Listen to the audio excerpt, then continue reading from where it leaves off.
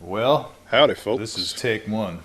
For today's episode of Lost in the Woods, I figured we'd go get lost in the woods.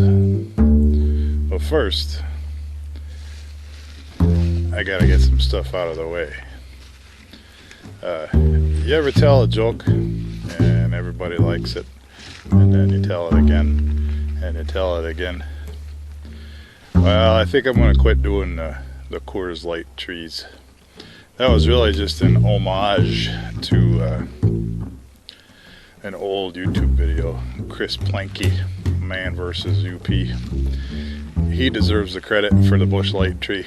I stole his joke. I hope you don't mind. I'm going to put a link in the comments to it because it's pretty funny.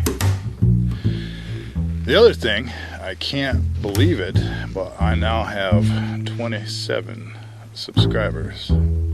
I can't believe it. Where'd you come from? You guys are awesome. You make it all worthwhile. Thank you. If you have subscribed, consider sharing these videos. Maybe if your friends subscribe, I'll get some more subscribers, and well, who knows what will happen then. So, what are we going to talk about today? I've been trying to put this all together for quite a while, and I think I figured it out. But a good place to start is, well, I told you,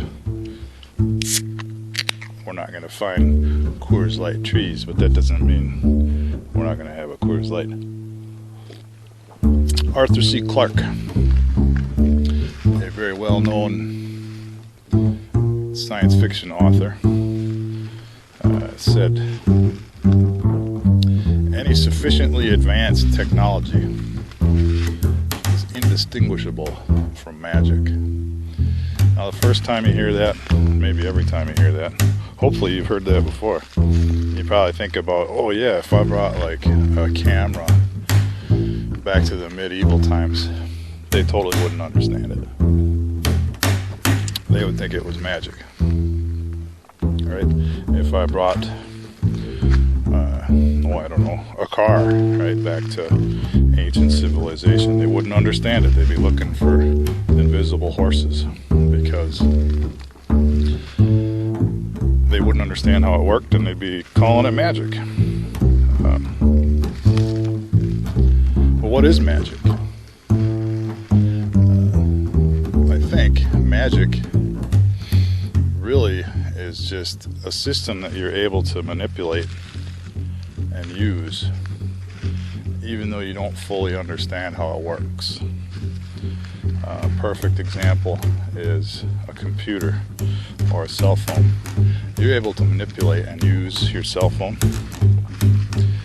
You're able to accomplish things, even though you don't really know how it works.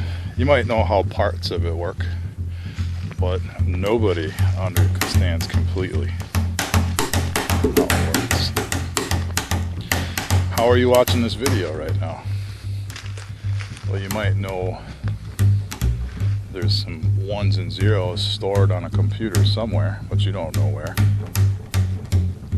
It's getting to you somehow through some path, but you don't know where. You don't know how. That data is compressed. You don't know what methods are used, but you're still able to use technology to accomplish a goal. You had a desired outcome. You used technology. You didn't really understand how it works, but it got the job done anyways. That's magic. There's lots of different kinds of magic, and what I hope, when we get to the end of this video, you'll see why I hope this. I think language itself is a type of magic. Maybe some of you have even noticed the art of putting letters together to form words is called spelling, and a lot of people don't think that's a coincidence. As an aside note, there's a fascinating area of study you can look at. People think U.S. law has actually been subjugated and they say we're a maritime law, and that's why if you enter a courtroom, there's gold fringe on the flag. Maybe that's true. Interesting to think about. But that explains why all of our money is described in terms of water, like liquid assets and frozen assets. All of our business interactions, all of our interactions are described as a ship, like a partnership and a friendship and a fellowship. There's lots and lots to look at there, and I'm not going to go any deeper into that. But what I was going to get at is language is a way for people to impart an intent upon reality and actually create an outcome, right? If I call you bad names long enough, you will maybe start crying. You'll at least feel bad. That was language affecting your reality. There's another type of magic called ritual magic. If I do this, then this happens. And I laugh at work sometimes because I see people that, well, last time this machine didn't run, we hit that button twice, and we turned that off and on a couple times, and then we flipped that switch, and then we hit this button, and it started. So every time after that, if this machine won't run, they repeat that same ritual because it worked once. They believe repeating that ritual will create the desired effect, even though they didn't really understand what they were doing. Even to look at it more loosely, right? I go to a certain place periodically, I perform certain actions, and then a number on a website that I check goes up every 2 weeks. And when that number goes up, that allows me to continue to receive electricity at my house, right? None of that's not true, but if you describe it that way, that sure sounds like magic. There's another type of magic called sigil magic, and this is practiced by people who are into chaos magic. And I'm not really that big into magic. I just think it's neat to read about. I don't really practice it, so to speak. I mean, I'm talking to you right now through technology I don't really fully understand, so I guess I am practicing magic, right? The sigil magic involves creating images with specific and putting those images out into the world so that other people see them. And the thought is that the more people see your image or your sigil, the more power it has, and then whatever the desired effect of people seeing your sigil has, it will be more likely to come true. And what I think is neat is if you look at businesses that have logos, these, in my opinion, this is sigil magic. These logos are sigil. And if you think about what the word logos means, it gets even more impressive, because a lot of creation myths talk about logos is the order or law that brought reality out of the chaos.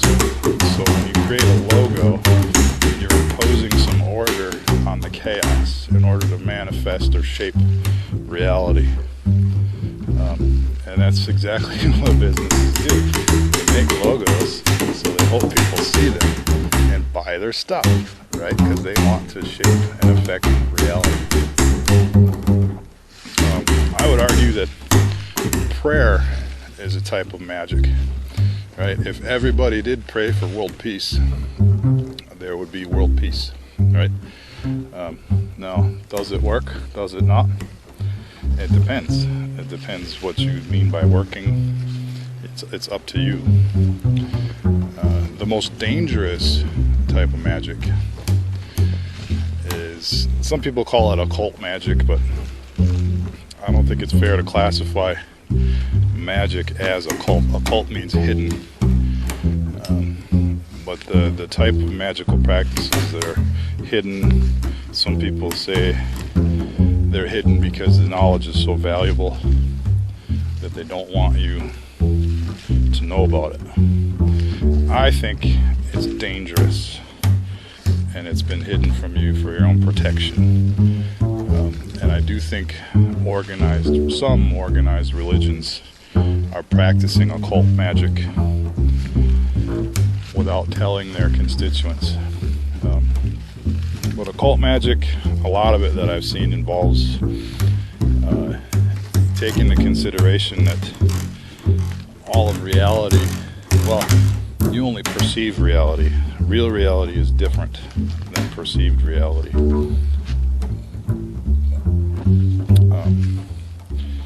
And what's really important to you isn't really real reality, it's perceived reality. And you can alter your perception of reality